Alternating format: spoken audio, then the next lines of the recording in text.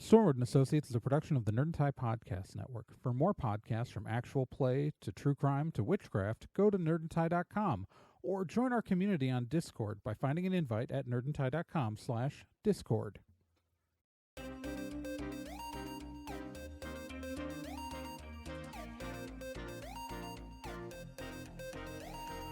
In pursuit of a stolen magical object, Stormwood and Associates Field Team 623 stepped into a tear between realities and vanished. They found themselves trapped in another plane, facing a reality that was not their own, and driven to avoid dark forces they don't understand. And so, Team 623 finds themselves leaping from world to world, striving to put right what they find wrong, and hoping each time that their next jump will be the jump home. Stormwood and Associates stars Celeste Star Twin as Dee, Gen Proc as Obi, Trey Dorn as Amy, and Becca Johnson as Liz Stormwood.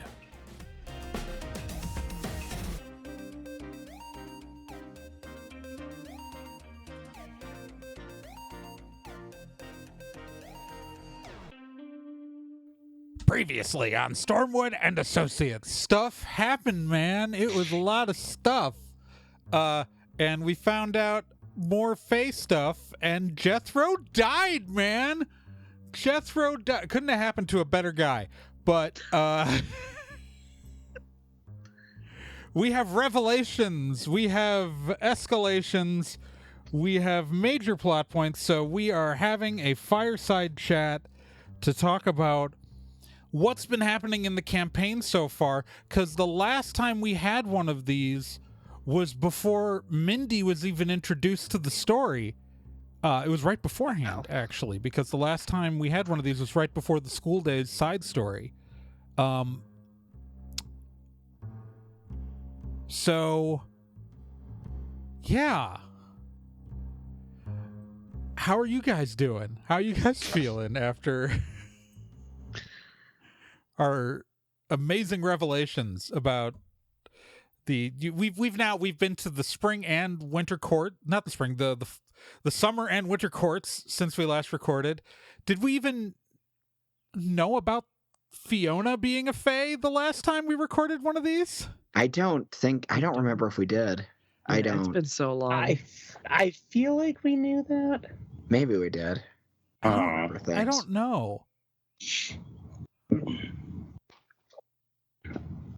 Yeah, it's well, either that or maybe that was the revelation. No, because we had that. Okay, who cares? We've learned so much more about the Fae. Yeah, it's become so much more of the story. Like it was the whole time. Yeah. So I'm going to tell you guys a secret. So, the original concept for Campaign 2. The original concept for Campaign 2 wasn't jumping across the multiverse. It was going to the Feywilds. Oh. It was a lightly inspired by Those Who Hunt Elves kind of scenario. Where we were going to have our heroes in the electric truck just spending the whole campaign in the wilds. Oh. That was the original concept. And that's a reference I barely get. I just want to put that in perspective. Like, it's okay. You're gonna have an electric truck and not a tank, but yeah, it's so like the original we go back to the original idea I had for Campaign 2 was gonna be going to the wilds, but it was gonna be our Campaign 1 characters, because that was the original idea. Because I came up with the idea still halfway through Campaign 1. I didn't realize how big the power creep was going to be, where it would have been insane to try to do another adventure with those characters, because they just, they dominate everything, and then it would be so hard to come up with bad guys who were it was just I'd have to spend an hour statting each bad guy, because to make them powerful enough to fight. And so it made way more sense to reset with characters. But that's why NK got the truck in the Morris Halata arc that could be magically charged, and all that was set up was setting up the truck to be used in Campaign 2 with the idea that Bill would be charging it up. That was the idea. Okay. And so, but obviously, like, that had to get, and so it was easy just to make sure there's a magic user. That's why I ended up playing a character from an NPC from Campaign 1 as my character, really. It was one of the reasons I picked Amy to play, was so there could be the connective tissue to bring the prop over, the truck over. Also, the original concept was to put Kel's gem in the truck, so Kel would be the talking truck. So Kel would be the driver. Like, that was part of the concept, was that this kid. Yeah. Oh my gosh. Yeah, that was the idea. And obviously that got scrapped, but like, that was the idea. So, like, I didn't abandon, like, my entire premise and plot for this campaign. I just added in the world jumping to be more than just, being in one world. And obviously, that was, like, before we started the campaign. I came up with, like, that's why, like, this whole thing, like, oh, it seems like all this Fae stuff is now the center. The Fae stuff was always the center of the campaign. This was always the Fae campaign. I just didn't tell you. No, but I really must compliment the way that this campaign has melded a lot of sci-fi and fantasy together. I think that's very cool. Yeah. Yeah. Mm-hmm. Well, it's I've been having a good time with that. It's because we're really in the it's like Sliders is the obvious analog, right? But really, we're doing Doctor Who. Yeah. Yeah, I mean, like, that's what we're doing. Yeah, like, I joked that I did a Star Trek adventure. It's also just a Doctor Who. Yeah. This whole campaign we're doing Doctor Who. The intro may be a Quantum Leap reference. The plot setup may be more Seymour Sliders, but we've effectively been in the genre of Doctor Who, which is where you mix science fiction and fantasy and all of that, and you can do whatever you want with the story, and you have your heroes going around in a vehicle that can just go to these other worlds. Yeah. Other times, and with the fact that time doesn't pass at the same rate and all the things in the multiverse. And I know Mindy let slip in this last arc that it's not really necessarily slip, but mentioned that, like, even though you guys are traveling linearly with the Fae timeline with this thread, where, like, the past is the past for the Fae and the future is the future for the Fae, that time isn't passing the same between your jumps. Like, I think Mindy said it had been 50 years since she had seen Liz in this last arc. So, like, stuff's like, and that's also, though, like, it seems like Gabo's everywhere, but, like, there was 50 years, because Gabo's on the same timeline as the Wilds, which is the same timelines as the Fae consciousness, right? So Gabo is very long-lived for a goblin.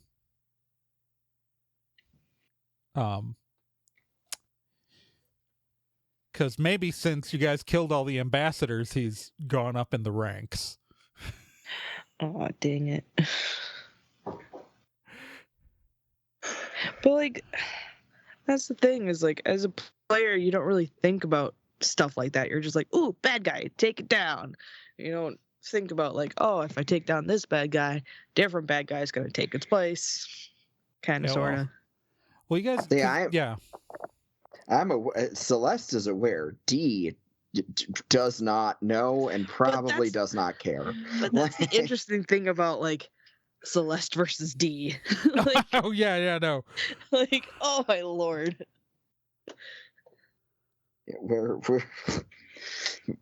We occupy similar spaces in a way.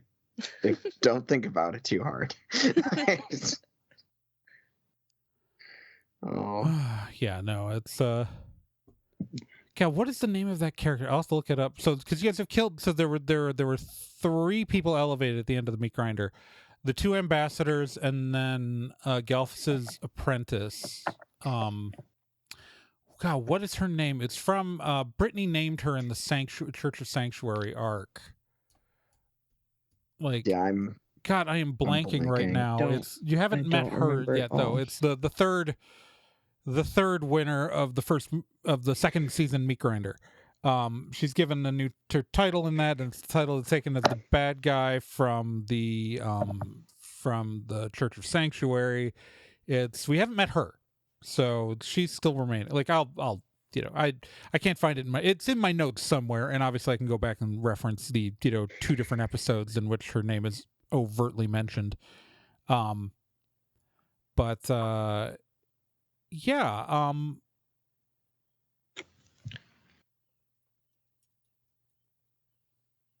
Yeah, it is Morrow Sharp. There we go. That sounds familiar. Yeah, it's Morrow Sharp. Sorry. It came to me while I found my campaign 1 notes. But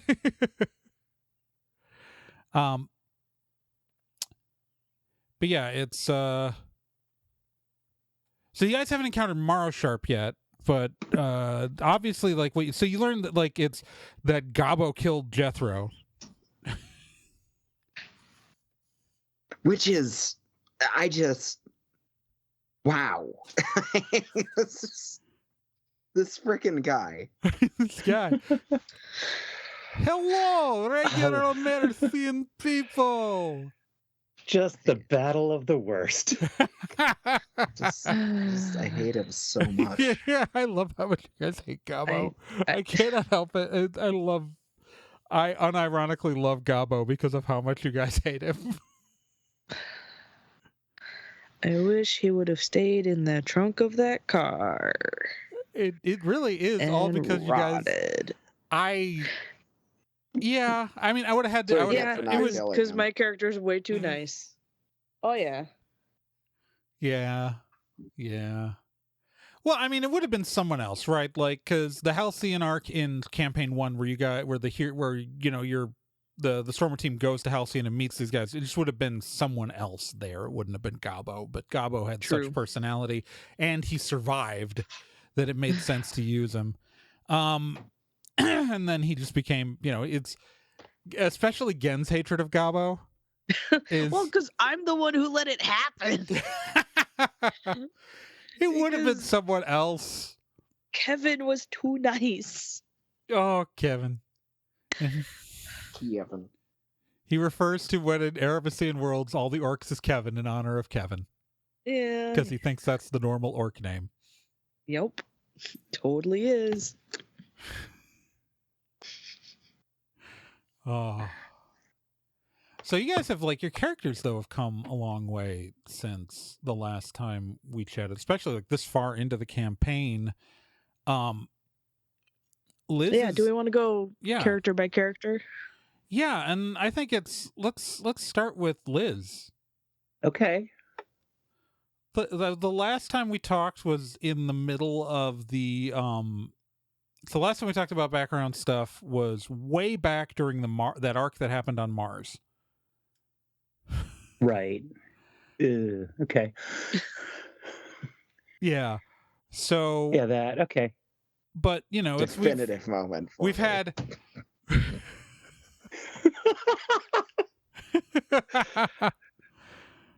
All right, so it's because God, Fire and Rain happened. So yeah, because we went Space Operetta, finished, and then we go right into Fire and Rain. So what are the first thing that happens for Liz since that last chat was meeting Mindy? Dun, dun, dun. So I want to point out to listeners that Becca has never listened to the School Days arc. Nope. Becca still has. I was talking to Becca about this earlier because she has never gone back and listened to that 6-episode side story we did where Mindy gets introduced, in which all of Mindy's friends warn the player characters never to sleep with her. Explicitly. And you get to meet my goodest boy. I liked him. He was a good boy. So Liz has now entered into a long-term relationship, long-term relationship with now the queen of 2 courts. Mm-hmm. Yeah, that happened. Well, and she's got burgeoning psychic powers. Yeah. She's got a lot going on. Yeah, no, because her psychic powers are likely awakened from sleeping with Mindy. Mm-hmm. It was that good.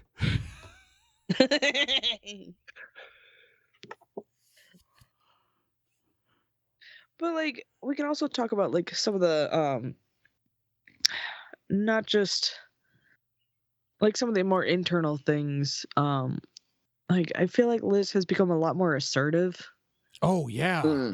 Absolutely. A lot more assured of herself and you know, her thinking, her points of view. Yeah.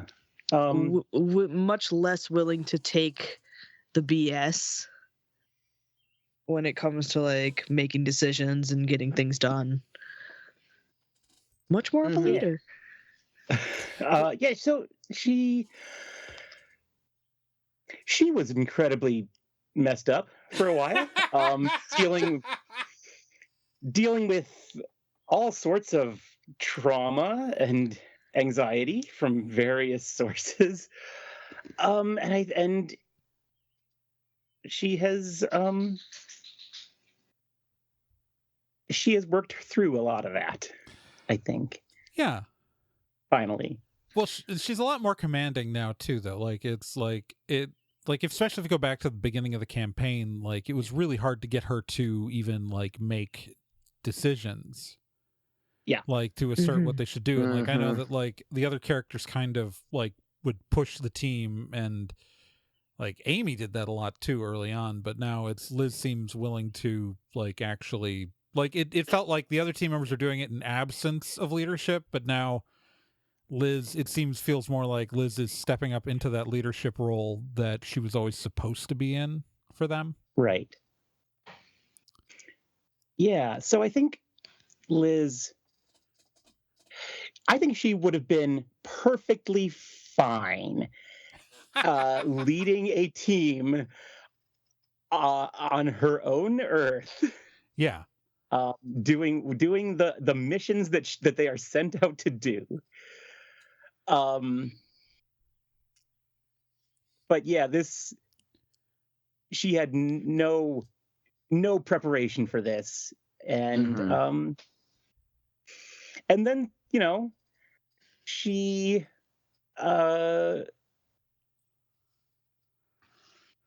came to realize that there was stuff that she was missing in her life, maybe, and she kind of gave up the last bit of control she had to maybe get that. Yeah. And it blew up in her face. Yeah. And she's been she was recovering from that whole thing for a long time. So was Mindy a rebound? I think Amy was the rebound. Amy was the rebound. Amy was the rebound, if anyone. Amy was a girl who she kissed twice. That's the weird dynamic, but like the problem with the dynamic between Amy and Liz is that Amy remembers lots of stuff that Liz doesn't. Yeah, that's true. So it's like Liz Liz only remembers like kissing her twice, but Amy had an entire like physical, which they effectively lived together for months. Like, and it was monumentally disastrous for both of them. Like because I don't know if you noticed this, but maybe Amy and Liz are not a good match. They have a lot of similarities, and then they have very different, really important differences. Yeah. Really, really, really important differences. Like Amy being a little bit of a danger junkie. And Liz being far more like thoughtful in action. because Amy's a lot more reckless than she maybe appears at first. Yes. I think it was my characterization of that relationship is always like, my thought was, and this is how like I've always conceptualized it, is that they were two very attractive people in proximity with each other. They are people who would have never gotten together in normal circumstances, but they are constantly spending all of their time within 5 feet of each other, and they are both attractive, and they were both attractive and available, and they were attracted to each other. But like, Liz was also just figuring out who she was, while Amy is very aware of who Amy is in that regard. Like, not in every regard, but at least in like what she wants and who she is in that aspect of her own life. And that's not always a good match when two people aren't on the same page there. And so, yeah, it was I always knew it was fated for disaster, but was also inevitable because they were both single and colliding at each other. Yeah, single-ish. Well, yeah. I have lots of explaining to do. Well, it's Yeah, that's gonna be a thing. what was Amy's line? The Brent of it all. Yeah, it's. I think the two characters though have come to like a good place. Like, Yeah. Amy, and it is a little it. I don't know. Like I've tried to like, you know, and I've always tried to put myself in both Mindy's point of view and Amy's point of view. That like Mindy trusts Liz, but also is maybe not necessarily always 100% comfortable with the fact that like technically Liz is always within 5 feet of her ex-girlfriend. Mm. You know what I mean? Yeah. Like it's Yeah.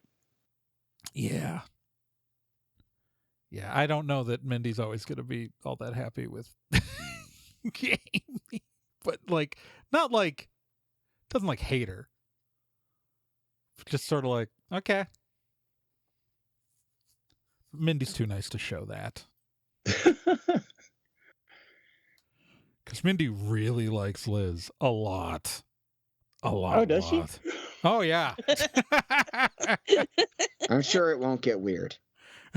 Not at all. Oh, really? When Mindy loves something, she loves it fashionably? In a very Interesting. reasonable and measured way. Her domains are passion and fire. What? Yeah, it's fine. It's gonna be fine. That she loves something with her whole self, completely and totally. Yeah, maybe, and maybe that's why a bunch of college kids were warning them, don't sleep with Mindy. Yeah, they're college kids. They make Right. all sorts of mistakes. It's Yeah, fine. but that's also a very different thing. It's like that's those school days is, you know, for comparison. It's, you know, those are college students versus Liz, who is an adult, like an actual adult, probably. Yeah. I don't know. Any other thoughts about Liz? I love Liz so much. No, she's great.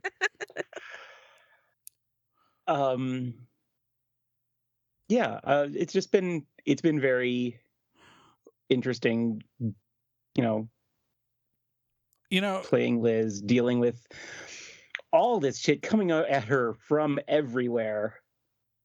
Yeah. You know, it's funny. I know that I know that you faced someone else from, you know, when like who you like you were picturing when you came up with Liz, but I'm always like mentally picturing Maggie Lawson in the show Psych for some reason. Okay. Yeah, I know. Jules. I actually have always picture now Caroline Forbes from the Vampire Diaries. Yeah. So, who is a very sweet young woman. Okay. But always just incredibly anxious. Yeah. Yeah. So it's I think it's good. Liz, let's talk about Dee, because Dee just found out she's part Fae. Dee just found out that she's related to Fiona. Yeah, not just Faye. Royal Faye. Royal Faye, and a royal Faye she knows. And Yeah. who likely knows that Dee is related to her. Yeah. Think about all of Fiona and Dee's interactions now, knowing that Fiona probably knows that Dee is her descendant.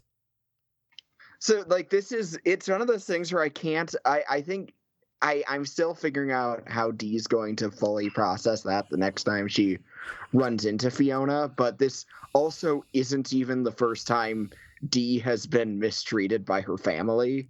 So it's almost I don't know, like, that's the whole thing is, it's like Fiona really likes messing with Dee.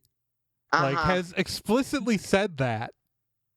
But that's the thing, is that Dee has some trust issues as far as family is related, mostly because she hasn't really been able to interact with most of them in a meaningful way, basically since coming out. I haven't really stated that in the story proper, but it's based on the kind of people that she was hanging out with pre-Stormwood.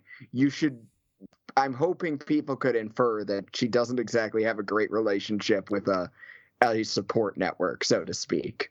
And so her brain is addled by a mixture of drugs constantly running away and loosely remembering things she watched as a teenager. And now we should address her by her full name, though. Dee, second-born Scourge of Joliet of the Winter Court. Descendant of Fiona Nefiara, eighth in line to the throne of the Winter Court. Yes, that's more fair. Yes. It's just a messy character, and I'm so proud of her. And I just want to let listeners know, we have never found out Dee's canonical last name. Liz canonically knows Dee's canonical last name, but none of us know Dee's last name because Celeste has never told, feel like sharing it. Because Celeste has not come up with Dee's last name. Celeste never came up with the last name. That's really what's happened here. And after all of this time, she refuses to even just come up with Miller or Jones or Stevenson. Nope. Or Hull. Nope. Or Oates. Or Fingers. Mm-hmm. Sorry, I was thinking of Raleigh Fingers for some reason, and like, I don't know what to make of that. He was a pitcher. Oh. He had a great mustache. You should look up Raleigh Fingers and look at his mustache, because it's amazing. I'll look up whatever mustaches I feel like. I don't have to follow your mustache orders. He played for the Brewers. And in the 70s. Okay. And he had the full handlebar curly mustache. Like the man could have played Perot. Like oh jeez. Poirot, yeah. It's like ROLLIE space Fingers. It's the man is 77 years old. Most recent photo of him, he still has that mustache. Wild. Yeah. It's there was no pitcher with a better mustache than Raleigh Fingers. Dee is a very fun character to play, because I know I said it before, but she is on one hand, she has been through a lot. On the other hand, she is that dumb. That's not like an act. I enjoy being a character who's not. Well, it's got to make it easier for you to play, because it means you don't have to pay attention, because Dee wouldn't be. Sometimes it's better though, because I'll figure stuff out. Dee won't. Dee is not that on top of things. What if Dee had married Jethro? Oh my God. There were so many ways this whole plot could have gone down. The thing is, the idea of the I'd have Dee, to. Queen of the Spring Court. I'm glad we worked around it. Oh, I if was only I, it because was, I I was never going yeah, to awaken D. D was never going to get awakened in this that would have arc. been a nightmare because It like would have at been least at this logistics to point, figure out of like. Yeah, no, the like logistics of if that would have been bad. if we decided if we were to in the future, I would definitely need a little bit of time to get a hang of like what kind of knowledge or approximate knowledge I would need to incorporate to change my play style or like my characterization. Because if there's one thing I am very proud of in this show, it's just getting to stretch my acting muscles. So that's been fun. That is yeah. No, I was never going to get to that. I was interested in see what you guys are going to do, like, because I'll tell you, like in that arc, there are lots of things you could have said. It's there is a version of events in which Liz asks Mindy not to marry Jethro, and she doesn't, and there's civil war within the Spring Court, and yeah, like all that stuff could have happened. I was always going to kill Jethro. Jethro was always going to die because that was all happening in another universe. I mean, we were all always going to kill Jethro, to be fair. It's just...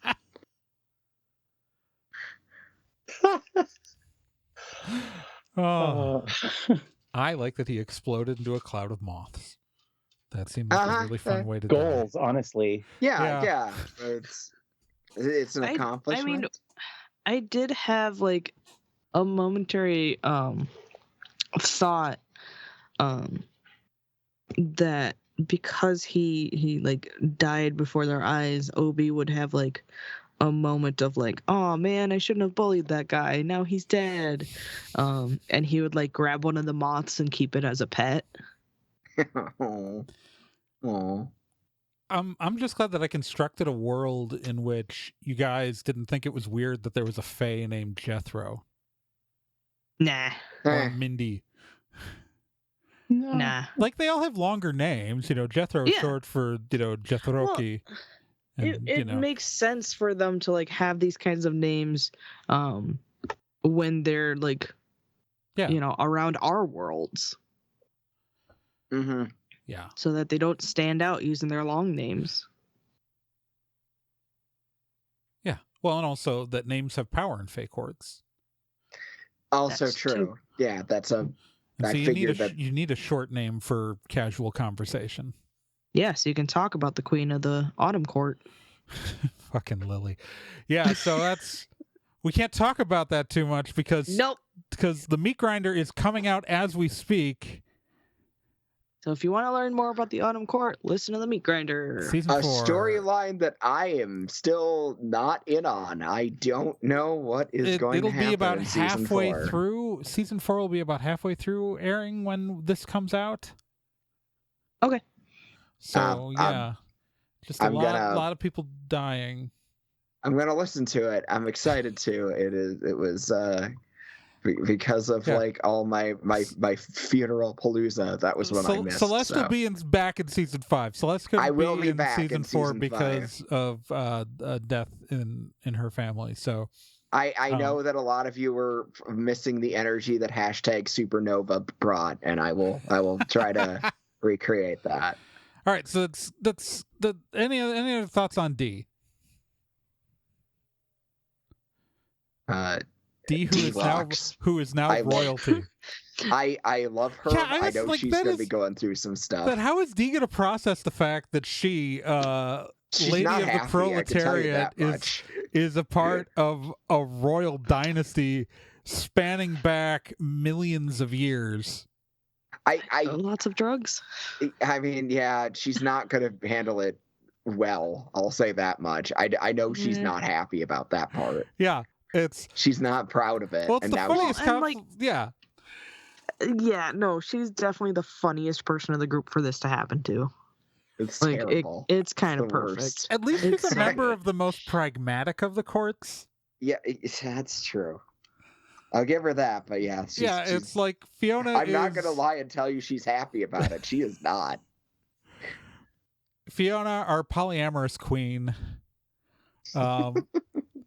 she is married to Core, who you guys met Core like you've met him a couple of times now. Like, Yeah. but you guys met him right away. Like he was your waiter. Oh. Like back in the first the first world you guys jumped into, way back in the beginning, in the Chasing Amy arc. You guys in the like after you go to the wilds, you go to that first world where you're in that alternate Chicago, and you guys go to a quick smoke and you meet Fiona, but you guys there's a waiter named Core. That's Corental. That is her husband. He is right there. Oh. And Shows you how much we pay attention. You know, and you'll notice how Fiona Chilling. apologizes after turning you guys in that episode. Huh. She says sorry.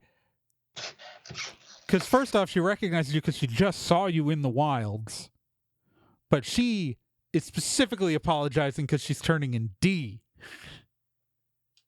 Okay. That. Yeah. Okay. Yeah. Yeah. Yeah.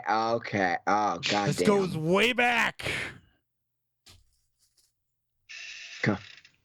Goes back to the beginning. When I am the chessmaster. well, when did you decide that D would be?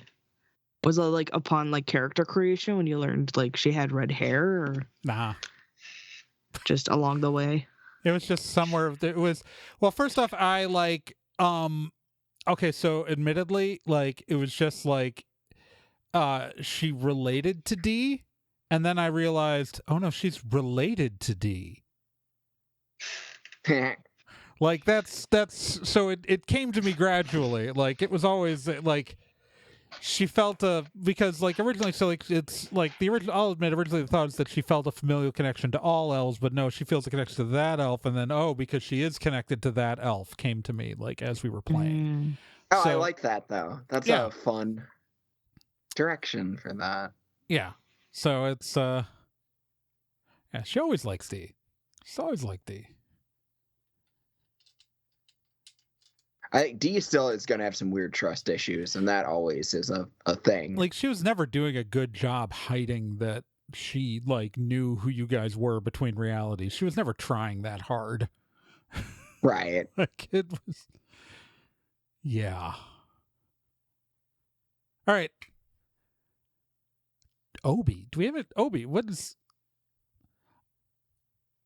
Obadiah? Our little guy. What about Obadiah Winston Harvey Prisms? Obi's now killed a lot of people canonically. Obi's finally. got a Yeah. I massive love how kill. like way in the beginning we're like he's doing non-lethal damage. He's only we can't put that on him. He's just a child. And now luckily I don't think he realizes most of the kills he's done. So has many. seen most of the killing.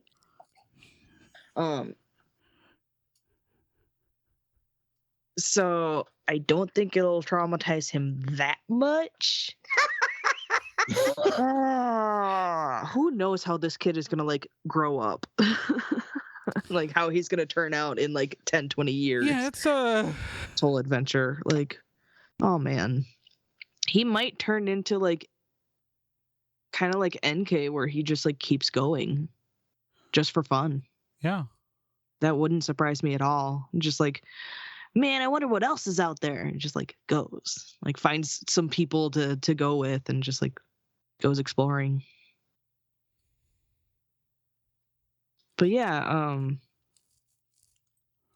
I don't know. It's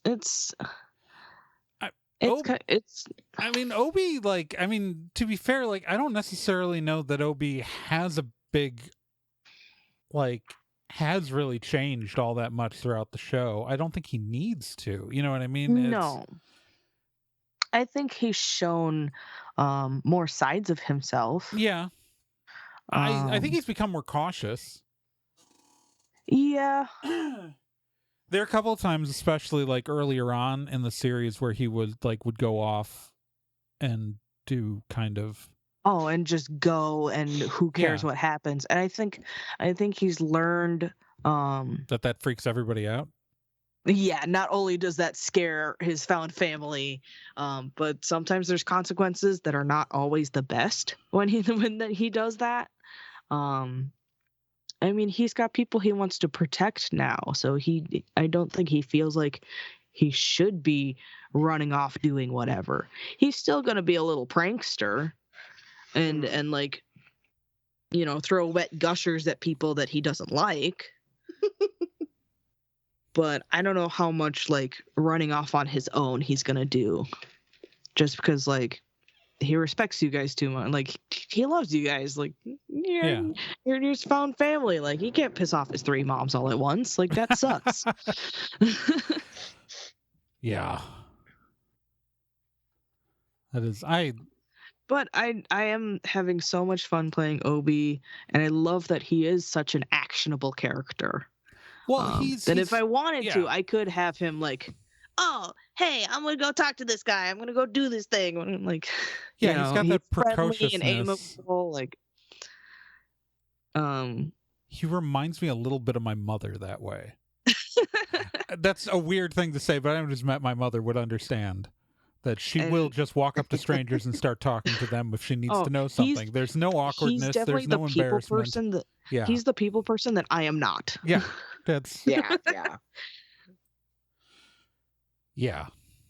Well, and we need that. Like in campaign 1, NK would just go talk to people, but like and we don't have that. Yeah. So we need Obi. So we have Obi. Yeah. Yeah. Yep. I think that's an interesting thing is like just in this campaign how like different the roles on the teams are for people. You know what I mean? Oh like, yeah, for all of us players. Yeah. Like, They've definitely changed. Yeah. Oh, yeah. I don't like Amy's not had a lot of, I don't know. It's Amy's nopes out of a lot of stuff now. Like I just think of it like that arc where we were all like revisit, like that thing tried to put us in our memories and tried to make Amy like revisit her childhood trauma, and she's just like, no, I'm not doing that. Yeah.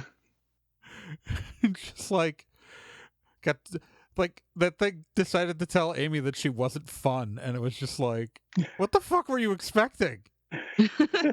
Like you didn't present her like with like happy memories from college or like saving the world or like any of her adventures or any of her like like or anything positive.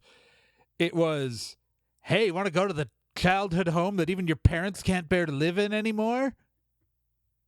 Let's go there. Yeah. No. Just like, let's go to your unprocessed trauma. I think it's so interesting how like Obi has become such like a tiny therapist. Oh God, almost. It's so And, unhealthy. Yeah. Like, but I think that's just part of his nature. He has a huge heart and he wants to help out, however he can, and whoever he can. Like talking to that entity, like, hey, like, let me try to help you. Yeah.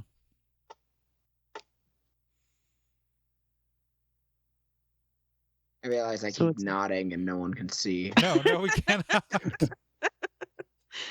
Listeners, we do this as an audio only call for bandwidth, so we don't even see each other. Yeah, you're getting the experience that we get on this call. I have to take my word for it. Yeah, he's a little troublemaker with a heart of gold. I think that part was inspired by I had a childhood love of Pippi Longstocking. Pippi Longstockings is coming into your town. Yes. Freckle-faced, red-haired girl. Oh, sorry. So I think like unconsciously, I've been implanting like some of that nature into him, which is interesting reflection on me. Yeah. This is such a weird cast of people. Like on an adventure, like I love. Well, see, the advantage to the advantage to Stormwood is the setup is that our characters showed up for a job, right? Like that they were set up as coworkers, because like so many like role playing games, like you have to like, why are these 3, 4, whatever, very different characters hanging out with each other? Like, what is that? Ours is just like they all got hired. It's like you don't need a. You can have a child, a criminal, a scientist coming back to the family business, and a weird danger junkie magic person. I don't know how to describe it. How the hell do I describe Amy Hawkins? She's like, she's every person who seemed to think they were.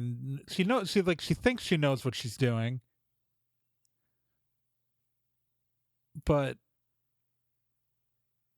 like she's the kind of person who's like hyper competent in like a couple of ways. So people always initially assume that she's competent in all ways. Oh, for sure. Yeah. Yes. And she's very decisive. Yeah. So you think like she's the leader. Yeah, no, that's why like early on, like before Liz kind of stepped up, it's like Amy kind of seemed like the leader because she was just like would pick something. Yeah. In a vacuum of leadership, she will make decisions. She doesn't necessarily want to be the one making decisions, but she absolutely will do it immediately. And her decisions are often not the smart ones. Oh yeah, it's usually because like her solution she's to so deal. decisive, Yeah, you think that she's the leader, but she doesn't make the leadership type decisions for the team. Often it's just like, well, screw this, I'm gonna do a thing. She tried to. Oh yeah, well, in the case of One Highwayman, she definitely screwed this. I'll do a thing. God, and she was like literally like, okay, let's go do a heist. Let's rob these rich people. And then like, Liz is like, no, no, what are you doing? Honestly, that is maybe my favorite scene in the entire campaign. Just, yeah. Amy went picked the direction and went with it. She didn't at all think about the consequences of what she was doing. I was so ready for you guys to rob that mansion. We talked about this in the last Fireside. Yeah.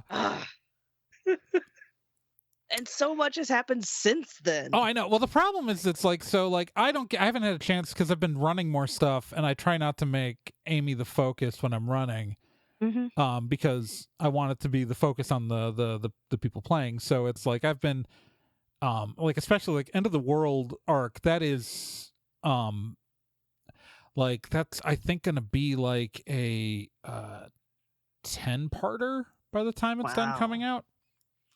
Like that makes sense, but wow. Yeah. It's like that whole arc. I mean, she's doing stuff like she spends that whole time reading a fae romance novel, honestly. Like she spends most of the time, but like important information comes out of what she's doing. Yeah. Like she's trying to research the courts. Oh god, she is so hard up right now.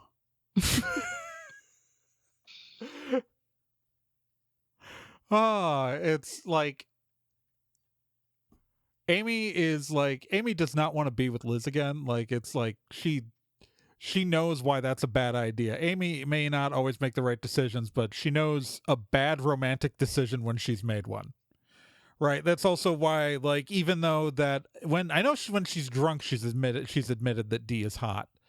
That she will never try to hook up with Dee under any circumstances. I think it was like while they were drinking way back in the one of the early arcs, so they were in that the motel where technology was still like 70s 80s. Like I think she said that like she'll do something like, every time I kind of think you're hot, you say something, and I'm reminded that you're you.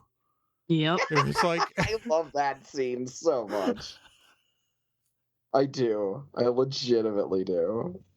And I will say one of the reasons I do love playing Obi is because I don't have to deal with that kind of stuff. I don't have to deal with all these adult relationships and like feelings for each other. And this has been such a different campaign than campaign 1 when it comes to that sort of thing. Oh my gosh. It's campaign 1, like the like Bill's asexual, Raz is Demi, maybe.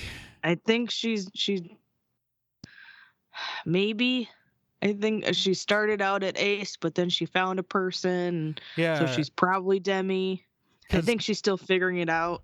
Dolores Arcturus is just the most ridiculous love interest for Raz Stormwood.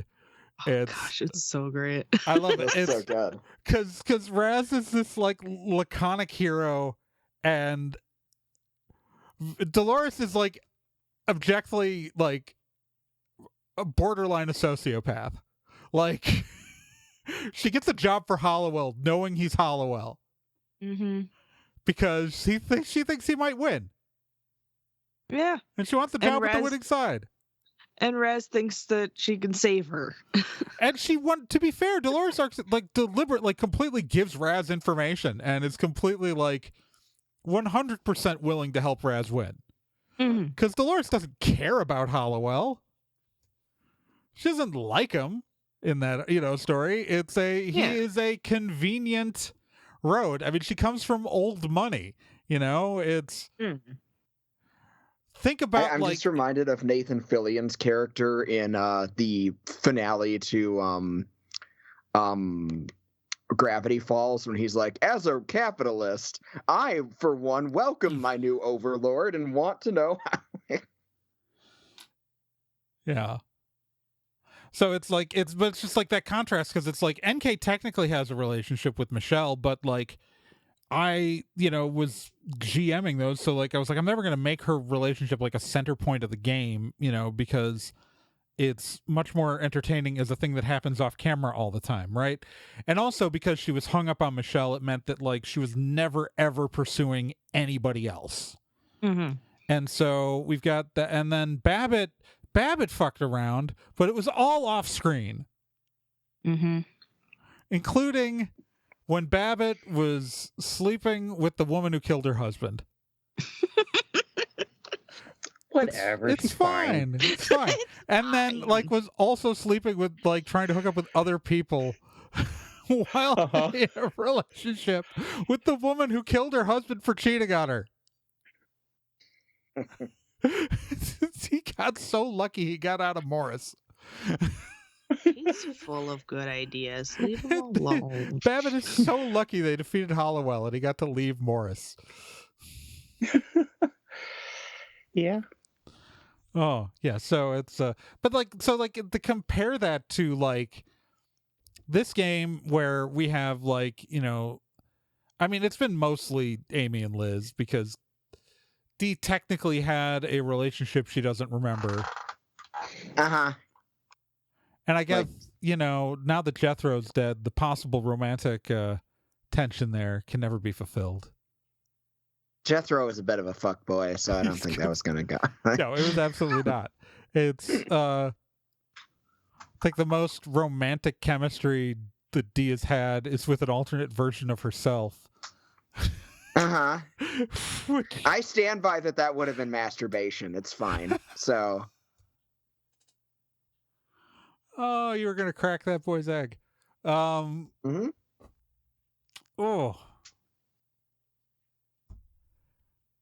Like, I don't know. It's like,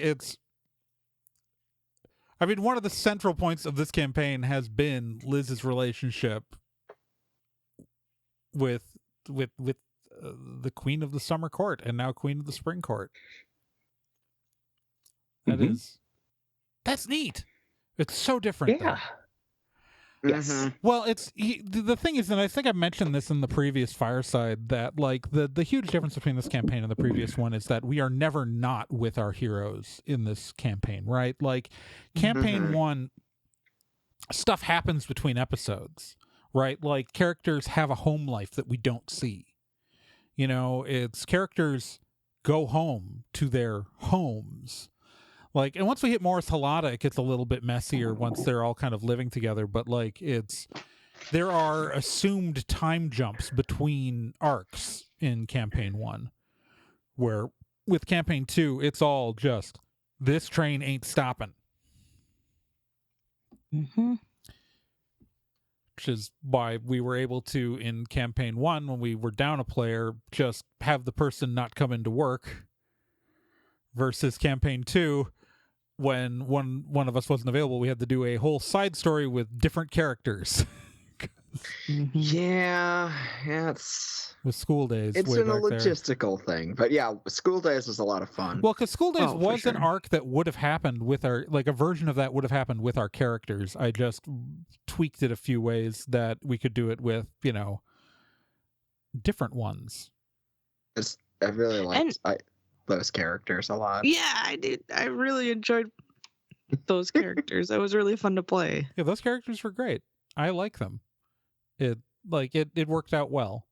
And actually, I kind of like that the listener gets information about Mindy and some of the Faye stuff before our main characters do.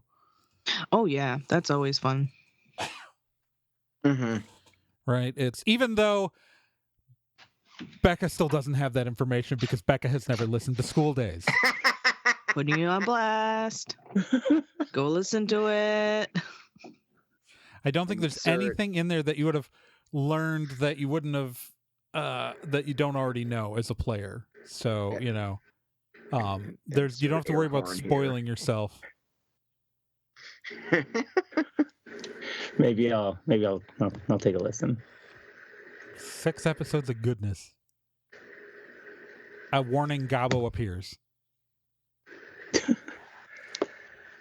As does NK, because it happens right before the second half where I took over Space Operetta. And I wrote a character whose aesthetic is she takes very seriously, and I really liked her as a result. Ken, what was her name again? I don't remember. You I don't liked that character remember? a lot. It was your character. It was my character. I make a lot of characters. Do you know how much writing I've been doing for over the last few months?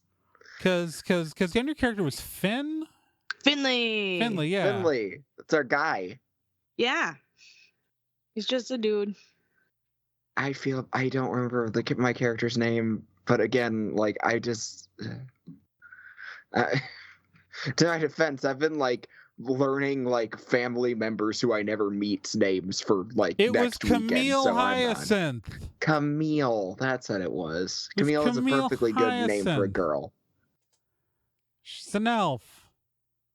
And Uh-huh. Shandy, Mandy, Cindy, and Tiff all warned her not to sleep with Mindy. Uh-huh. And she took that advice. And look where she is now. At school still, probably. It's right here in my notes, right next to Spurk and Hosey. And Jess, the pirate elf.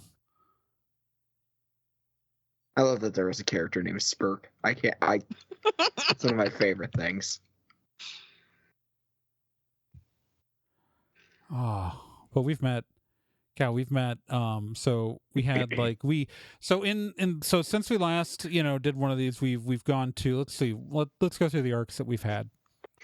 So we had the second half of Space Operetta where where our characters first met Mindy briefly, and then we met Cole again in the incident that she does not currently remember, and Gabo, and we found out a bit more about the corridors. Yeah, the corridors. We haven't really talked about the corridors.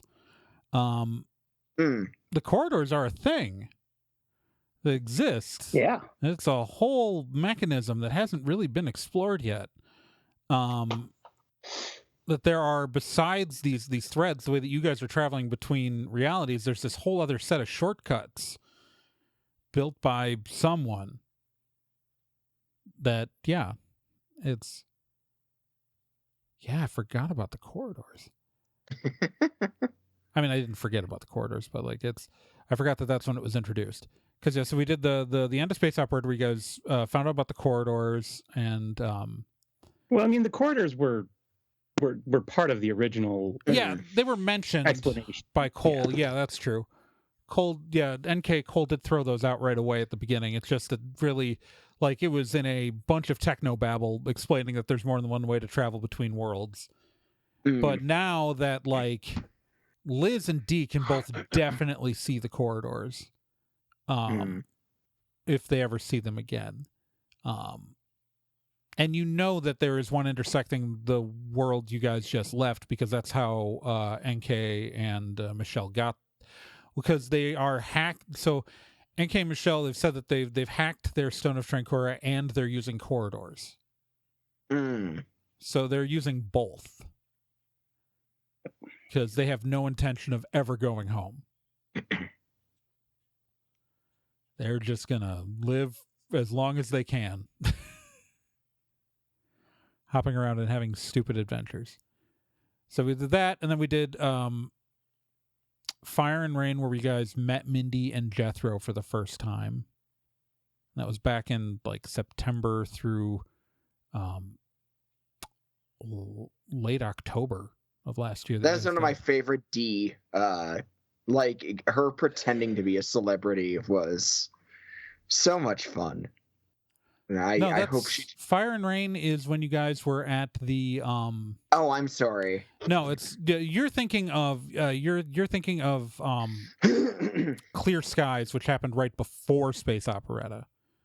Pardon me, I'm so sorry. For the cough, not the forgetting. I don't apologize for that. Because that is actually where we saw, like, because the Clear Skies was kind of the greatest hits of NPCs, where we actually did see Dolores. And I got to give an episode the title of Dolores Before Us.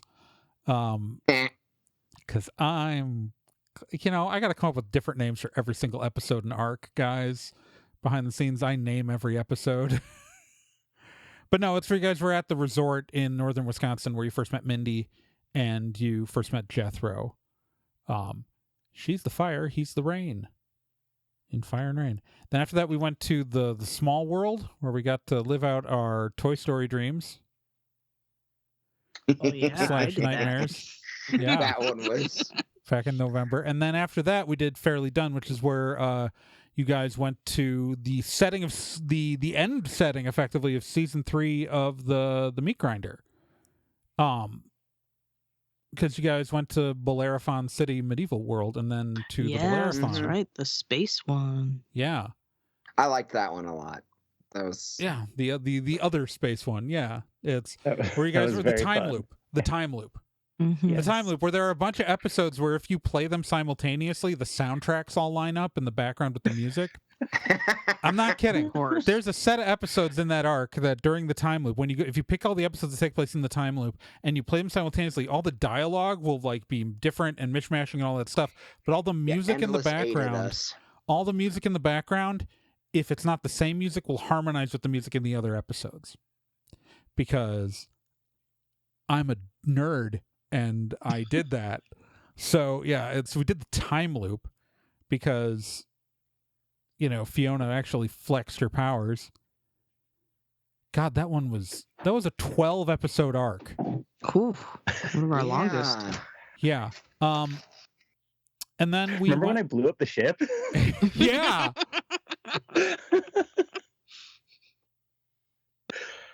God. It Yeah. turns out I didn't need to. No. That was great. I love Liz losing her goddamn mind in that was great. I couldn't lose the truck. It's like we could fix the truck. But why? It's fine. It's gonna reset. That's the idea. Meanwhile, Fiona's like back at the bar having to like manually do that every time. Like, that time loop wasn't automatic. That is literally Fiona watching the news and having to, like, what if she coughed on accident? Like, and missed it. So there's No, that. she didn't, so it's fine. And then there was Adaptable, where we went to that weird thing between realities that was kind of a construct that pulled out of our brains. Mm-hmm. And then there was another fucking cult with There's so many cults. Wild Country. I had so much Where fun we got to see Gary doing again. a Wild Country episode. I really put a lot of passion into that one. I went back to my comfort zone. And my comfort zone, it just happens to be, is cult documentaries. That was really depressing for Amy. Because it's never the people you want to see naked, and she knows better than to sleep with someone in a cult. Mm-hmm. Mm-hmm. And then that brought us to the end of the world, which is the arc that we just... Well, this episode will go up when that arc... It's the last arc we played, and the last arc that aired when this episode goes up. So, which was 10 episodes. So it's like... We've had a couple of really long arcs on this story, like, since the last time we recorded one of these. So Yeah, it's like... I was just thinking, like, wow, I only did one. Yeah. I That should start thinking of a new one. Adaptable, which, like, was... there weren't any, like, living That toys was or anything, frustrating. so it was like... Yeah, no one to Small reason World. That with. one was a bit tough for me because I didn't plan it yeah, very Small much. World, yeah. So it was a lot of seat of my pants things, and that's I gotta say, I'm sorry, I forgot to mention, one of the things I loved during the cult one was I was a little bit sad that we didn't confront Melanie Mers about the whole, he just came out of nowhere because Amy was so convinced it meant that this was a Gary who was jumping dimensions. No, she wasn't. She just decided that... So here's the thing that happened there. Yeah. Amy decided that Melanie says that there's, like, that he just came out of nowhere, that there must not be a known history of this guy. So she decided, I can just use the known... Like, I can talk about this guy like he's the same guy. Like... Okay. Because, when like, you you said can't that, prove I was me like, wrong. oh man, we are going to... No, it was I was really hoping someone would confront her on that, and she'd be like, "What the fuck are you talking about? Have you just never heard a turn of phrase before?"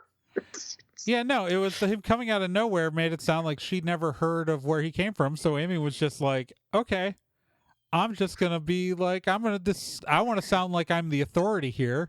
So I'm going to use the real details I know from my own universe to sound like I know what I'm talking about to this little fucking know-it-all. Because what Amy saw in that character was herself. A little fucking know-it-all, and I was so proud of her. Amy was that girl in high school. So Amy was confronted with a version of herself she didn't like, so she wanted to put her in her place. That's fair. Amy like made a lot of bad, like, Amy was all on her, like, decisive but not necessarily the right decision moves in that entire arc. Like, I'm gonna be the, like, her deciding to just be the angel. It was Gary. Yeah, it was a... And then, like, picking up Liz, like, Liz starting to argue and ruin things, and just, like, dropping up and, like, taking the non-believer away. Oh my god, I just remembered Obi took all those watches. Yeah! And he definitely still has them. Yes, he does! Aw, man. We're gonna start selling them off for currency. Yeah. God, someday I want to do something with Gary Prime again, but yeah. We just didn't need to while we were in the wasteland. True. You know, it's Yeah, do you like how like that started out looking like it was going to be a Mad Max adventure? I was kind of expecting that, kind of in that state of mind right now. So I hadn't even like here's the funny thing. I didn't even think about the fact that Furiosa was coming out. I forgot Furiosa was coming out. I was just like, let's do a Mad Max thing. I was just thinking about Mad Max randomly. Not a bad thing to think about. No. this is kind of like when I wrote an entire groomsperson speech around a Fast and Furious joke, and did not realize that my best friend's wedding was the same weekend as Fast 9 coming out, and people like that actually happened. It was Wow. Yeah, so it's so like the whole thing, like I just needed a place to put the summer court, right? Like I wanted to go to the summer court, but it was just like, where else would I like where, like, we know that the winter court is on a future colony world. Like, I like the fact that like Mindy put the summer court there before the apocalypse. Mindy made the summer court, and then an apocalypse happened on the world that she built it. like you do. So she just kept going. These things happen now and then. You gotta roll with it. I like to think it was gotta like adapt. some remote place in the mountains, nowhere near any populations, and yeah, it's and that desert is due to a rain shadow. Geologists celebrate a person doing fantasy world building actually thought about things like mountain placements and rain shadows. Yeah, so it's I just love the idea that like up in the mountains you have this like really wonderful like summer camp that has survived an apocalypse. and they'll And it take still in just looks anybody like a who's summer nice. camp. It's great. Yeah, and they'll take but it's, and I like the fact that Mindy just put summer court up on the like the sign by the gate.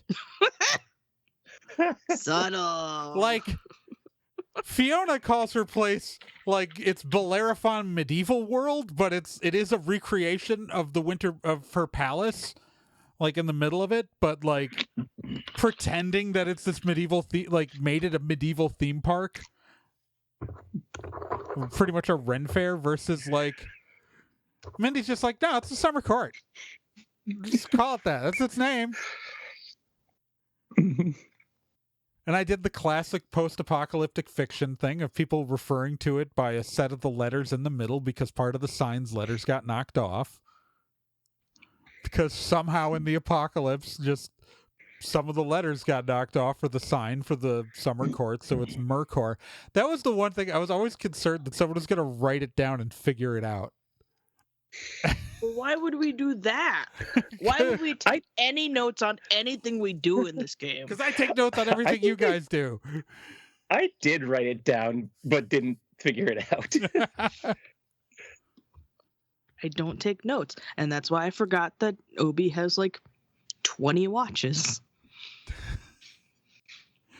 Yeah, no, it's so yeah, it's like I like, but I think it's like, isn't that the huge difference between the courts? It's like, I like the contrast though, like, right, like Fiona's got this like, yeah, she made a business, but it's like Fiona in every universe starts a business, like she starts a company, and like, yeah, her big, winter court, is a business. She's employing everyone and keeping everybody afloat, but in the end, she's doing full capitalism in every reality.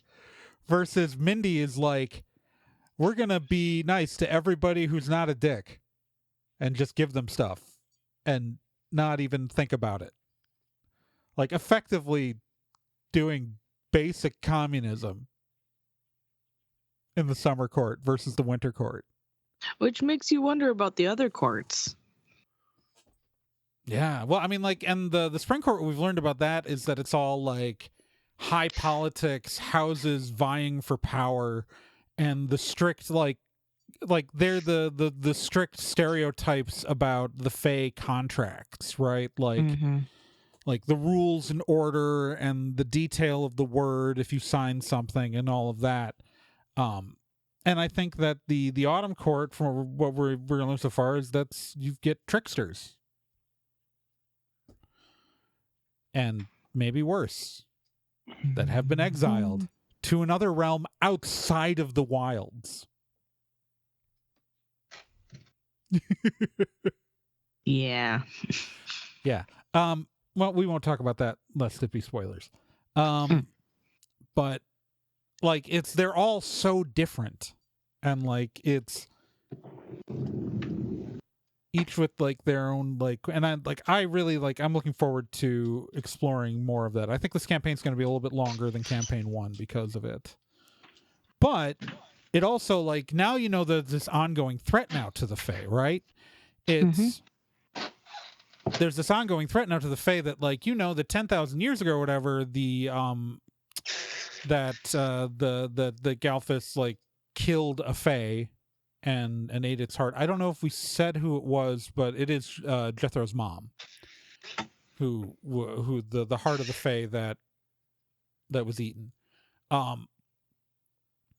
and that is I think I said that, but either way, like, but there he hasn't been hunting them, but now he is again, and so now Liz's girlfriend is in danger. He sure is. Yeah. And you guys know that you're going to pass through the wilds at some point before going home.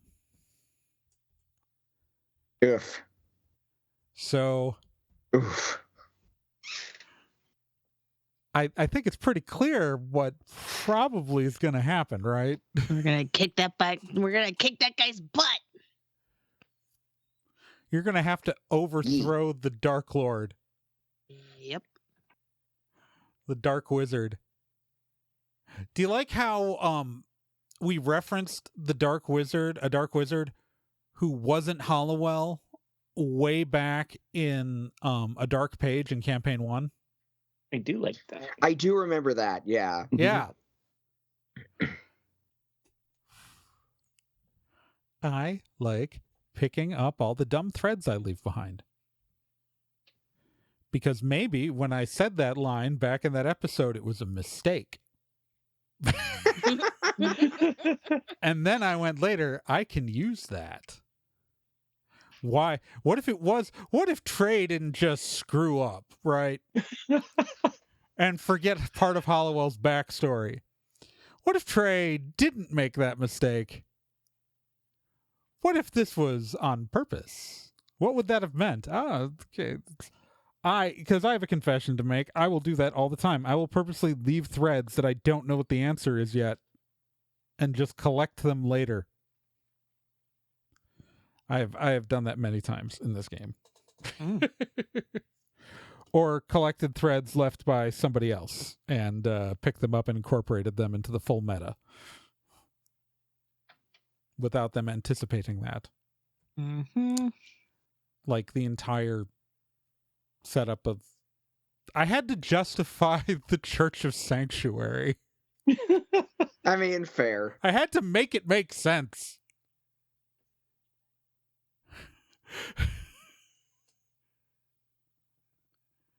So it's, I want to point out, a weird one. so I have to say this, when I said make it. it make sense, my wife from the outside of my recording studio said make it make sense, repeating me, which means I said that pretty loudly.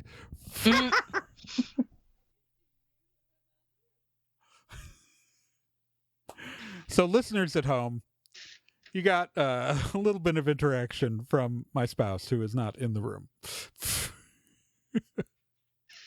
And if you want more, you can listen to her on the Meat Grinder. On the That's Meat right. Grinder, yeah. She's a member of the cast of the Meat Grinder seasons 1 through 4. Yes. But yeah, I don't know. Is there anything you guys wanted to bring up that we haven't covered so far? Where do you guys want this to go? Like, what is your hopes for the future for the rest of the campaign? That I don't have to rack my brain trying to solve your really convoluted puzzles and get frustrated. but you do such a good job with them. Well, it helps that like I'm playing a smart character right now who can try to tackle these puzzles. Well, But in some ways, like I wonder if Obi's smarter than me. well, I mean, so here's the thing, like with that fake contract, there was never something like it was so hard because like first off, like I want to like give you more information than you have, right? Like like there was a whole thing with intention. Like there was a way out of the contract by the fact that you could have argued that Jethro's intention was to get married in general, not to get married to Mindy, which is what the contract, because he kept pursuing Dee. And that Jethro was violating the spirit of the contract himself. And I was gonna do that, but then other stuff happened. Right. Honestly, I got to that. Yeah. I got to that point. And I also was trying to figure out like because something about just like who had to enforce the contract. Yeah. That was another angle that I was going to try to go down.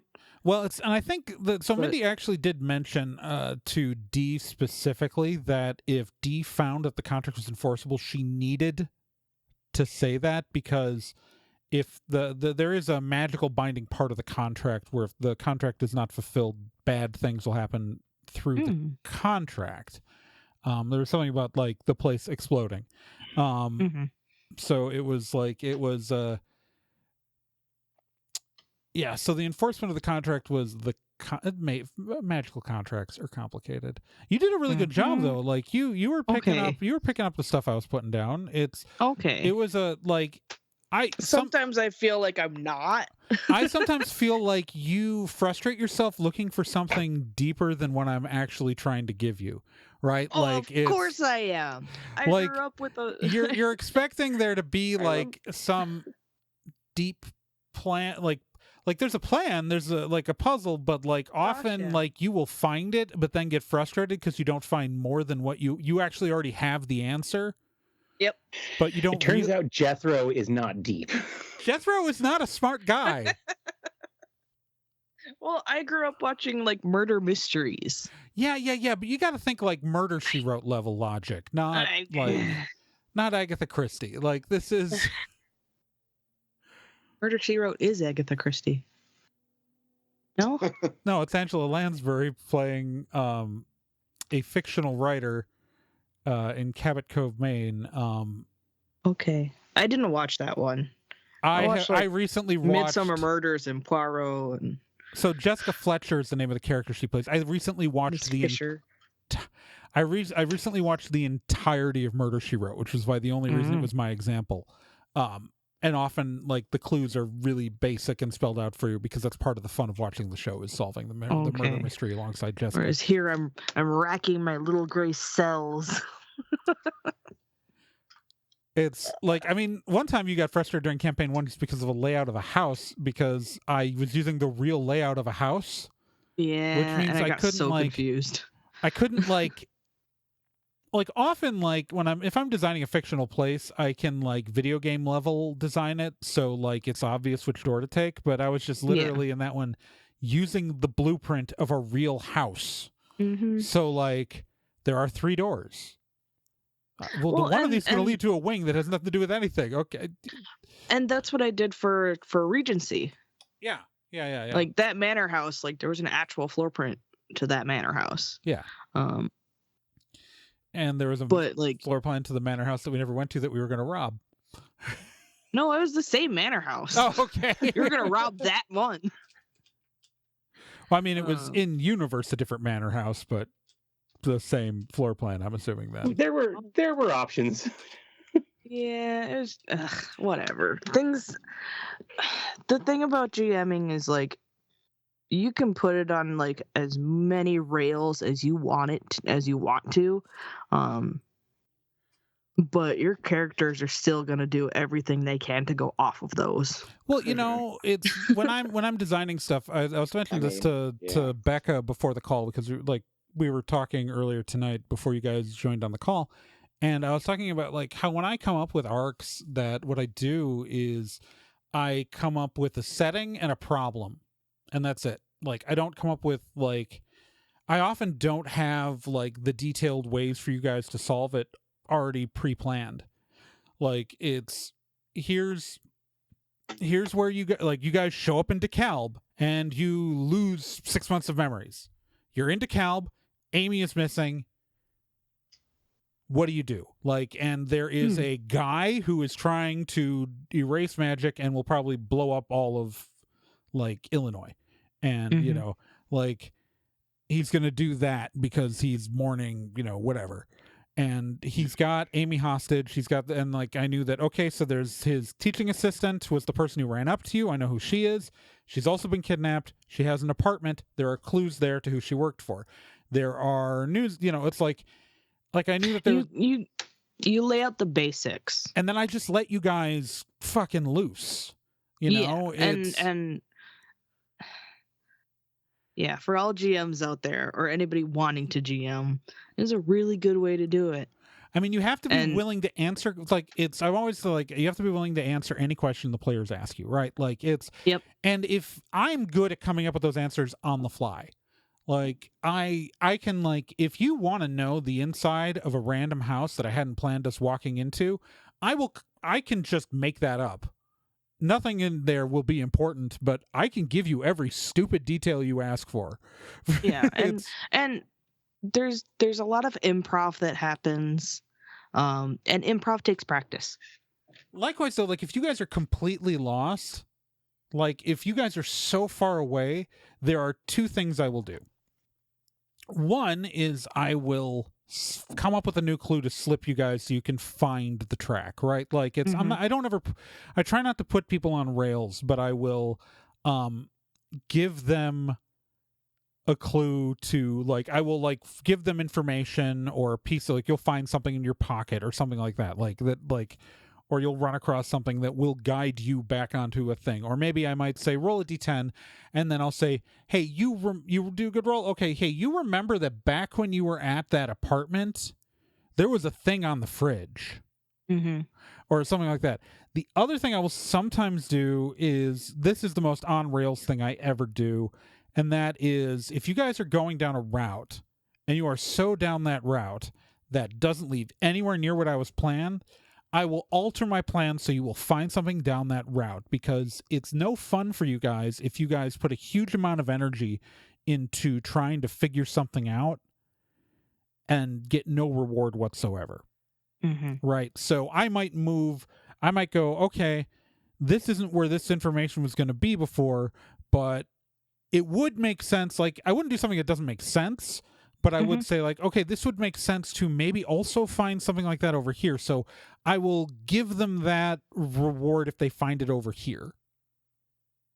You know? Yeah, that makes sense. I mean, I think I usually, like, give you guys some pretty obvious guideposts to find what you want. Like, it's, I mean, this story was especially obvious, right? Like, it's this admittedly, because, like, this last story with the like, this story was pretty obvious what to do because you guys were kind of spectators for part of it. And that was just because we were getting a massive piece of lore that needed to happen in front of you to learn. But, like, if we go back to, like, the time loop episode, the time loop episode is great because that is, like, a pure example of letting you guys just completely do anything. You know what I mean? Like, because there was, like, the time loop episode. First off, we knew the first time you went through the loop that you weren't going to know what was going to happen, that the explosions were unexpected by everybody, right? So we knew the first time you guys went through that time loop that you guys weren't going to like, predict it. But then immediately you know that you guys are you guys. So it's like, hey, there was these massive explosions. We've just reset time. We're the idiots who are going to go stop it, right? Like, that's what we're going to go do. Could count on it. And then, like, so I knew that there are two sets of people on this ship. There's Gray, who's trying to make their political statement. And then there's the two idiots who are trying to rob the place, knowing that this political statement thing's going to happen. Right? And I knew that, like, the cops are coming here. Like, so that I had to think about, like, I had to think about the timetable, right? I had to think this is going to happen, then this and this and this. And like I did need my list. Once I had my list of that, like the events in the time loop, you know, this, if they do this, the cops will show up early, but the cops will show up no matter what at this point. Like if they do, like the Gray is here at this time, these two are already in these spots at this time, and they're doing their stuff. And so I just, because there was like the executed set of events that always had the clock, I just let you guys do anything that you wanted during that, right? Like, because you would just keep exploding until you figured out the right answer. And to be fair, there's limited number of places that you can go on the ship, and you guys were getting clues right from the beginning that something was wrong with the computer.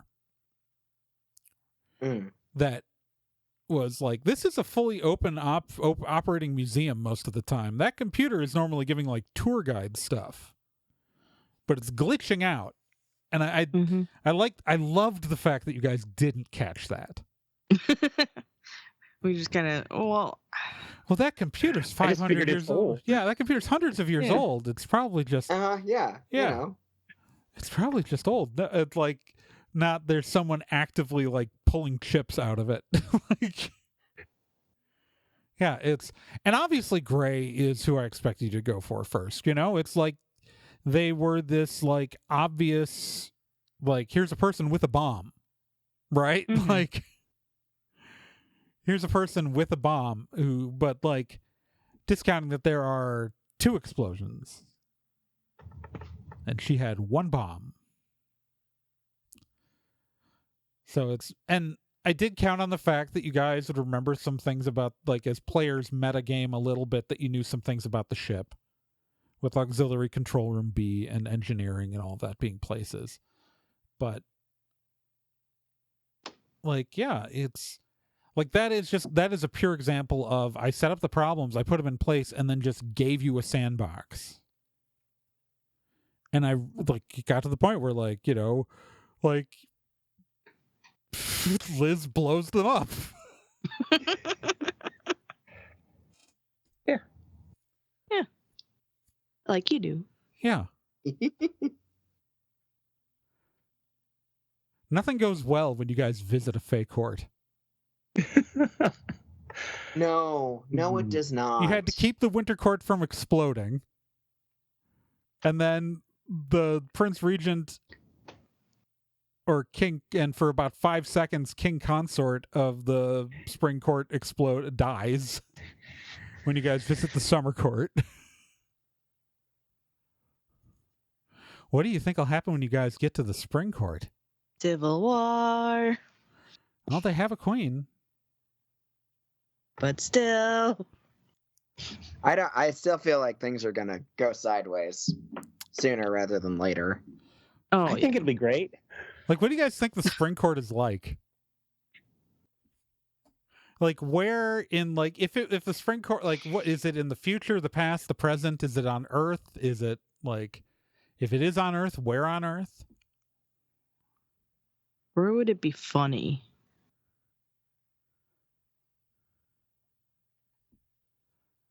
I mean, like a Spring Court, almost like what would be funny and wrong would be like a cyberpunk dystopia where there's no grass to touch. That would be funny and very good. Otherwise, I was thinking like a furniture warehouse. Oh, yeah. Full of mattresses. Yeah. So I haven't made a decision yet, but the thing that just Spring popped Court? into my head was a law firm in Seattle. Oh, yeah. Yeah.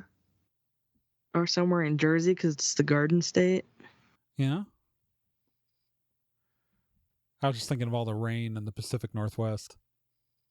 Well, I mean, an obvious answer would be like a national park or something like that. Something like green and outdoorsy. Yeah, but they're the ones who are all about political infighting and That's very true. contracts and technicalities. And Yeah. so, like, Warhammer players. There you go.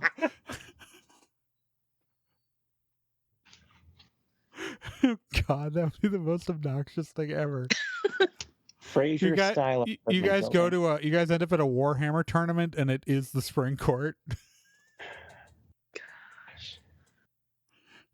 Could you imagine Mindy being so miserable sitting there?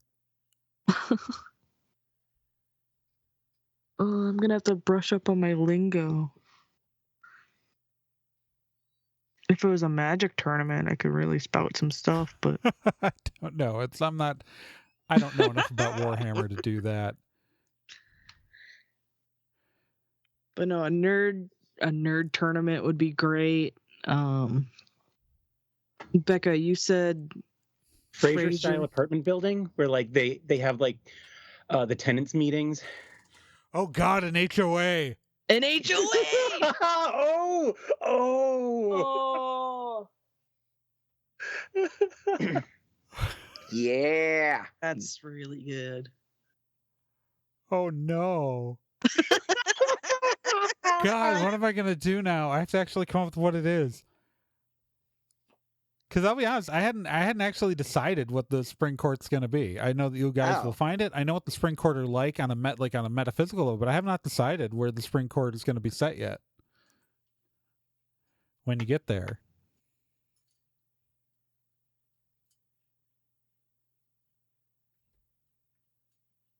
I mean, it would be funny if it was set in like Phoenix, Arizona type place where they have to paint the grass. Well, I think about the fact that the Jethro's domains were storm and turmoil. Yeah. And his reign and conflict effectively were his big things. Yeah. So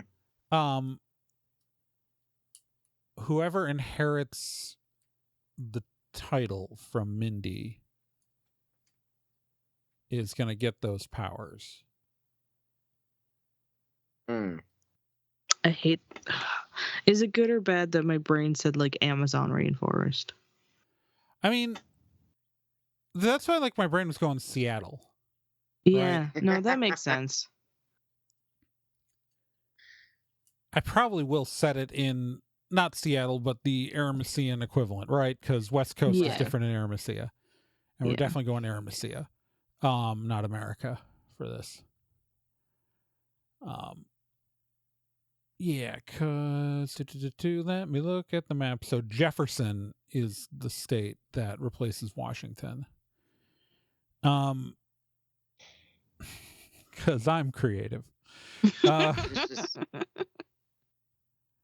Some of the states in the United States of Aramecea got like creative names, like me changing words based on the ones that like are named after Native American words, picking different Anglicizations of those words, Iowa being, just a more accurate way of, saying, and just like Nebraska instead of Nebraska, and North Lakota and South Lakota. But, sometimes you get Jefferson. And, and you go with it. Mm-hmm. And, yep. Sometimes you think of dumb things that are funny and you just go with it. Well, the dumb thing that's like funny that forever is now. Idaho not being there, but there is Udino. But that's because if you know the truth behind the history of the name for Idaho is that Idaho means nothing. It's a meaningless made-up word that a guy claimed was a Native American word, but he just made it up. Oh my God. So Idaho, that's why the funniest thing in Dune is that there's a character with Duncan Idaho's name. It is a funny thing. I'm going to take issue with that being the funniest thing, having read it recently. Right. It is a funny thing about it. The funniest thing in Dune is Paul Atreides' mother being being taken aback that after all of his trauma, that the first thing Paul wants to do is impress a girl his age. Like, that's for a lady whose entire shtick is manipulating people, it blows my mind that that's the thing that surprises her. We all know that you've been we all can tell through D that you've been thinking about Dune a lot. I've been in the deep Dune lore. The entire D's fixation. The Kwisatz Haderach of it all. D is fixated specifically on the 2001 sci-fi miniseries.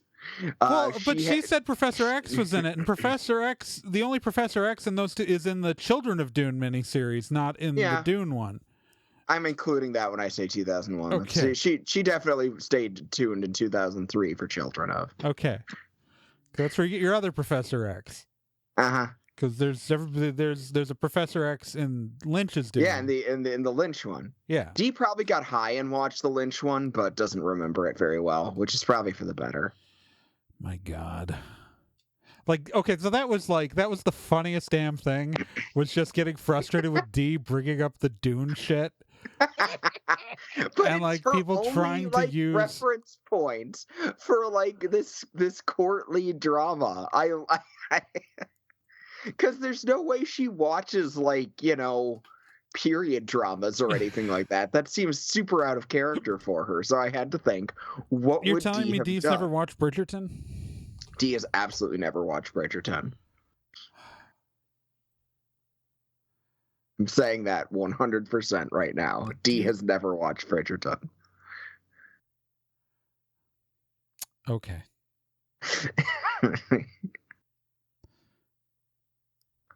Amy has 100% watched Bridgerton. Dee has not, I promise you. Liz watched Bridgerton and really identified with what's her name? Eleanor, for some reason.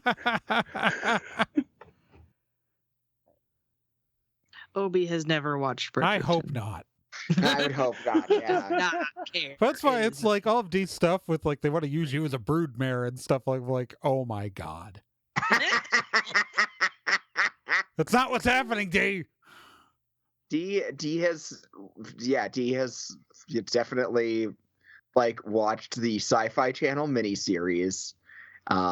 Might have and may have also been informed from by like watching and then falling asleep during episodes of A Handmaid's Tale. Like those were her two like reference points for this situation. I'm not saying they were good. These are just her Dear reference Lord. points. It's, you know, like it's like Mindy's frustrations with Dee, like trying to talk to Dee, are always funny.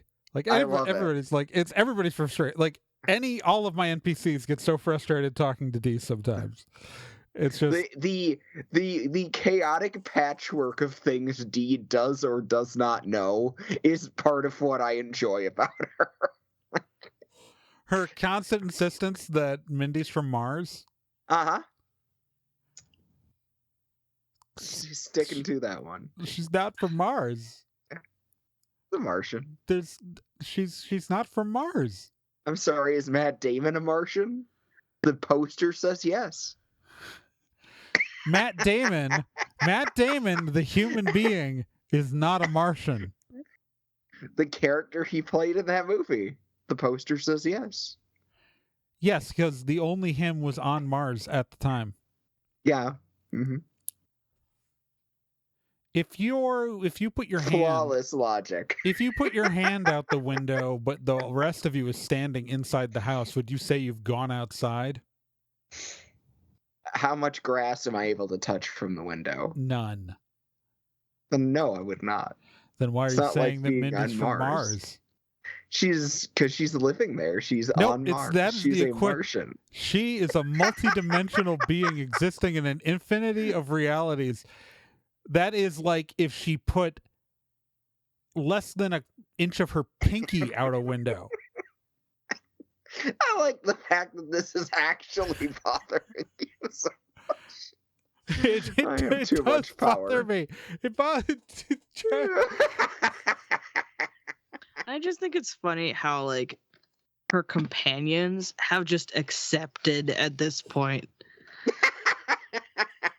Like Obi's just like, let it go, let her. This is what she thinks. You're not gonna change her mind. Like, let's just let her ramble, ignore it. Let's move on and let actually try to solve the problem. Yeah. She's gonna say random shit. It's fine. Yeah, but it turns out that Dee's a part of royal lineage, so now all the Fae realms are gonna listen to her.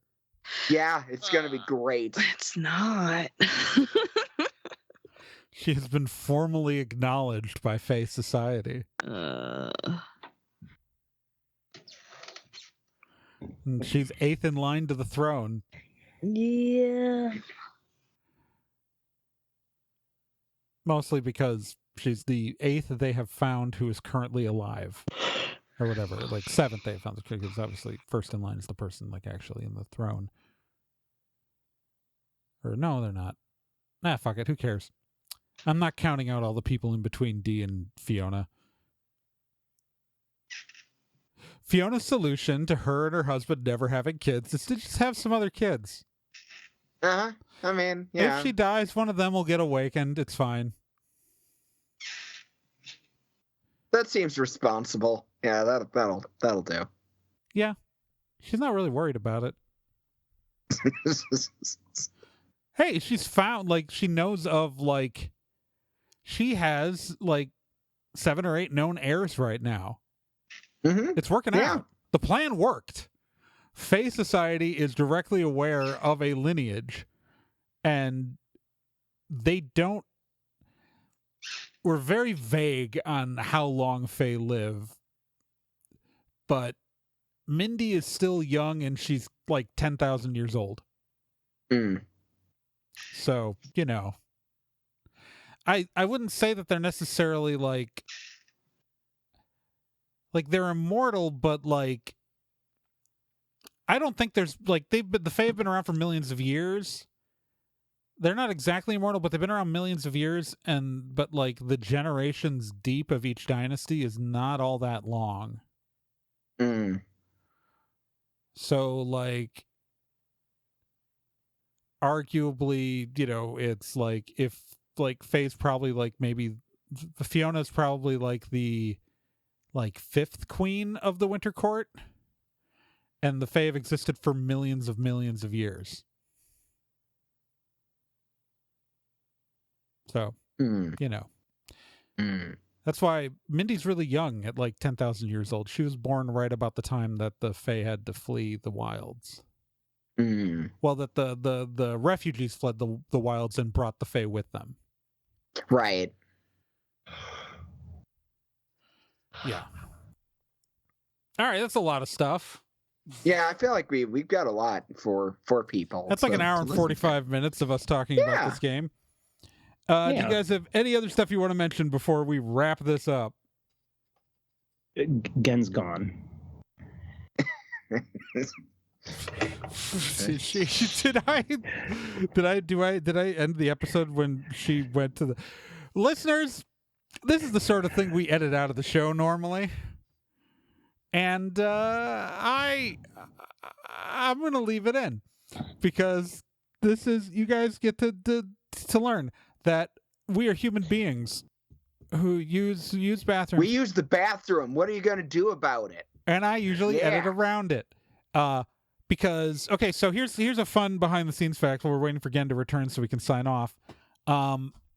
That we record it's our episodes are usually between 30 minutes and an hour, usually around 40 minutes, right?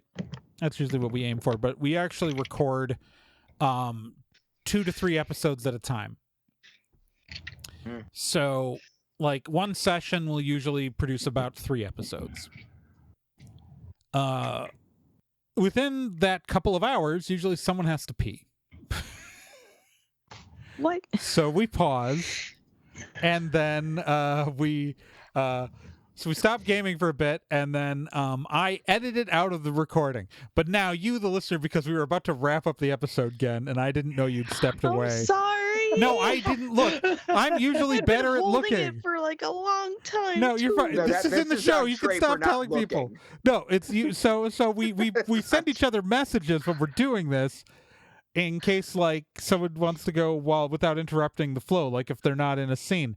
I was not looking at my phone where I received the message this time, which is why we didn't pause. But okay, Oh, so Were now you talking at me while I was gone? no, I was trying to end the episode. Sorry. Oh, sorry. Because I was wrapping things up and asking if anyone had anything else they wanted to bring up before we closed out the show. And No, just yeah. say I had to pee. yeah, okay, so Then I told everyone that I don't care if they know if I pee. Maybe I'll pee on air next time. No, that'd be terrible. No, don't. do not. Don't. I don't want to hear it. Pee on air. No. All right. That's a great place. That's such a key answer. That Don't is- turn into her. That is a We're gonna great. get kicked off of Apple Podcasts. I'm going to end the show now. Thank you guys for tuning Yeah. in. I'm Trey, fine. and this has been Celeste, Gen, and Becca. I'm not going to let Celeste say her own outro because I don't know where that's going to go. And we will. Next week. The adventures resume with our amazing heroes as they continue down whatever the hell happens next. Thank you and good night. Yeah, I'm going to hit stop on the recording now.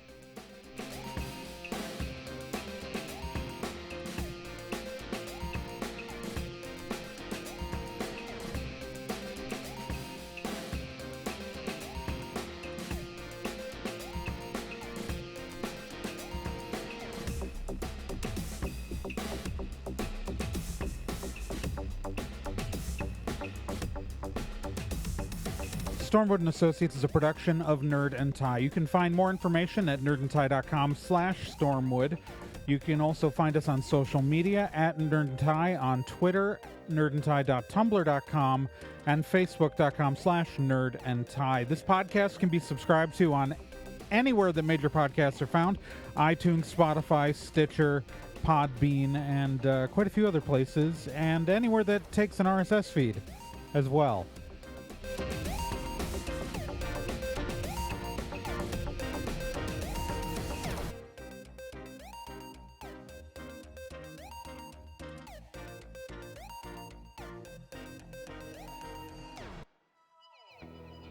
Hey, while you're still here, let me tell you about another podcast on the Nerd and Tie Network, and that's Let's Be Legendary.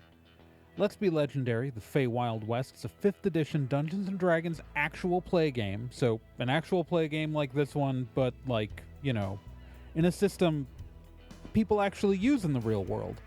Set in a homebrew Wild West steampunk world, the Fey Wild West follows two people discovering what it means to be in a relationship, all the while seeking revenge and learning the truth of their pasts.